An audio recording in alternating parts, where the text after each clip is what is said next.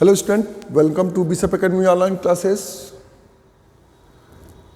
In this part, I am going to discuss about the recording of debentures as collateral securities.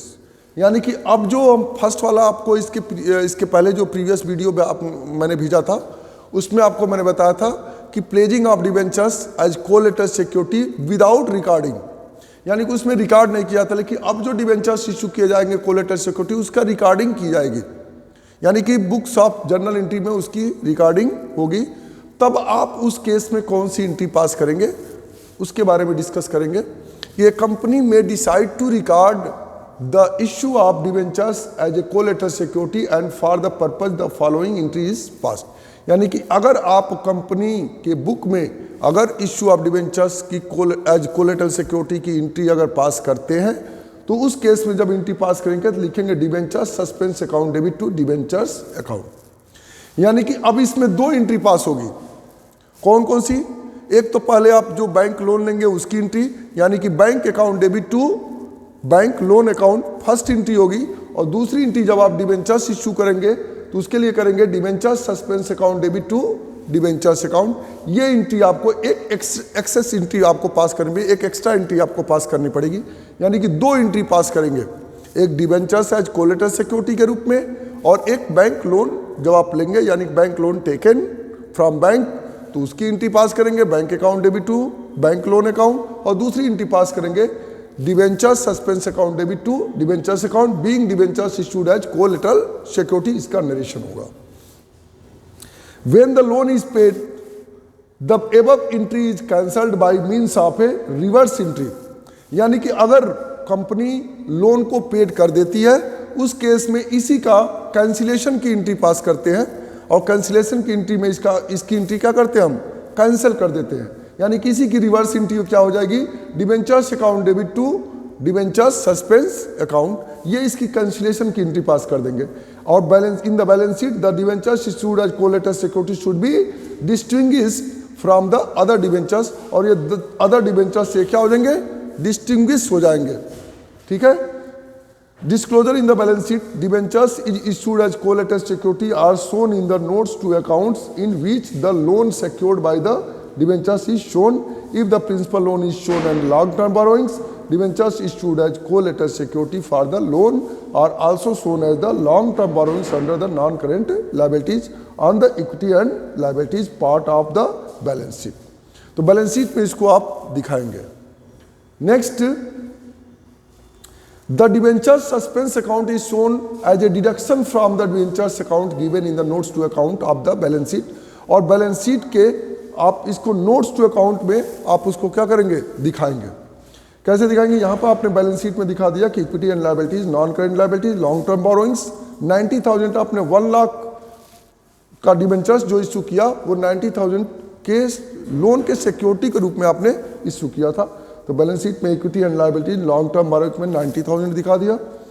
Next, इसी को notes to account में अगर दिखाना रहेगा तो आप दिखाएंगे long term borrowings loan from bank 90,000, और यहाँ पर दिखाएंगे 12% debentures issued as collateral security 1 lakh, और लेस दिखाएंगे डिबेंचर्स सस्पेंस अकाउंट 1 लाख, और ये क्या हो जाएगा अमाउंट नील, और आपका कैश जो आपका कैश एंड कैश इक्विवेलेंट होगा वो 90,000 ही शो करेगा।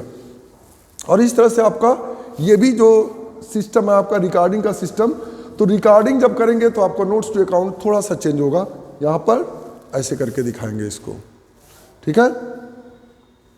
अब इससे रिलेटेड जब भी रीपेमेंट होता है लोन का तो रीपेमेंट ऑफ लोन में जब भी आप दिखेंगे on repayment of loan the company simply has to pass journal entries to reverse to effect the change, यानी कि अब जब आपने लोन लिया था तो एंट्री किया था bank account debit to bank loan account, अब जब एंट्री पास करेंगे आप जब रीपेमेंट की एंट्री पास करेंगे लिखेंगे bank loan account debit to bank account, ये आपकी रिवर्स एंट्री हो जाएगी being loan settled and principal repaid, यानी कि आप प्रिंसिपल अमाउंट आप अलॉन्ग विद इंटरेस्ट जब आप पे कर दे रहे हैं तो आप ये एंट्री ठीक उसका रिवर्स एंट्री हो जाएगा।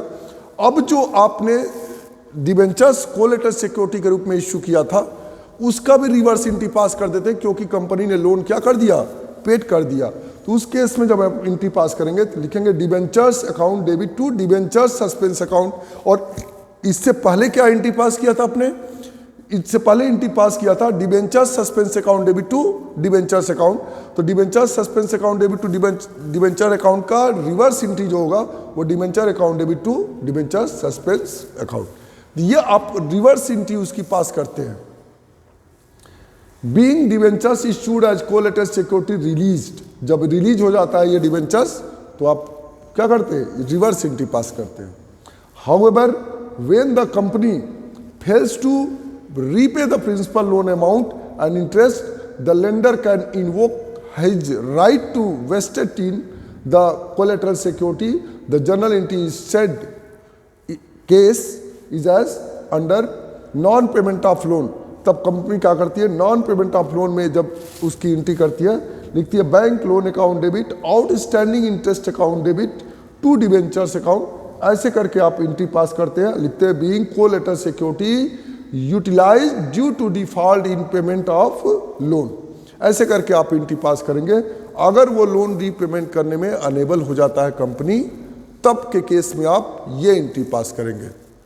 ठीक है, तो इस तरह से आप दोनों मेथड आपने पढ़ लिया कि debentures issued as collateral security without recording और debentures issued as collateral security recording of debentures issued as collateral security. तो दोनों ही केस में आपने क्या कर दिया, एंट्री पास कर दिया। ठीक है, और उसको बैलेंस शीट में कैसे दिखाएंगे वो भी चीज़ें आपने देख लिया।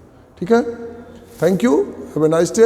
If you have any confusion you can ask Google classroom और व्हाट्सएप ग्रुप।